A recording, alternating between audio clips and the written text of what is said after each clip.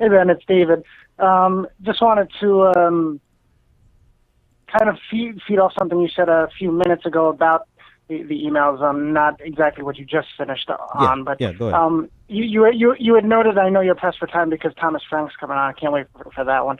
But you had said that the media hadn't focused on this because of the Trump statement, and that might have been a distraction. But I would pose the question of, would they have focused on it anyway, or would they have given it, much thought because of the attention that they haven't given on the leaks and everything else? If we don't rely on independent media, whether it be you and the rest of Progressive Army shows, if it's TYT, who some are upset with right now, if it's not Ring of Fire and other sources, though, can we really rely on the traditional corporate sources to really give nod to it? Also, we were trying to give you some notes in production. Yeah. So here's the other thing, right? So thanks for the call, David. There's almost this level of what's the point? Because like Isha just said, unless there's a smoking gun, we're just kind of reiterating what either you believe happened or you just don't want to see it, right? People either see this and say, yep, that's pretty consistent with the Clintons' time in state, with Hillary Clinton's time in state, right? And it's problematic. And there's all sorts of things that go dirtier than just, scratch my back, I scratch your back. You see it or you don't, right? But then you get to the point where it's like, oh, okay, what's the point? Now, that would be the most benefit of the doubt I can give the media, would be an editor. An editor would say, where are we going with the story? Like, what's it going to do? What's it going to accomplish? Hillary Clinton is going to be the next president, right?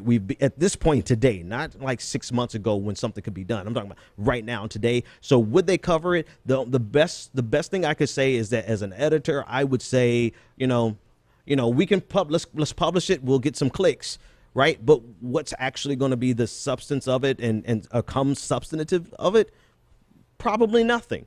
And you have a lot of editors who look at it that way and would not publish it, would not drive it on their television networks because the producers on the television network, because it's not the story that's going to drive ratings.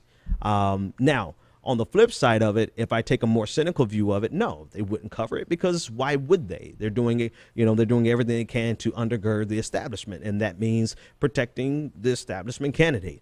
Do I think they would have covered it? No, but I think Donald Trump gives them a very convenient out. The only thing people are talking about right now is Donald Trump's Second Amendment remedies. That's it. And because of that, that the urgency that they place around. And I mean, let's again, we'll talk about this after the interview, because the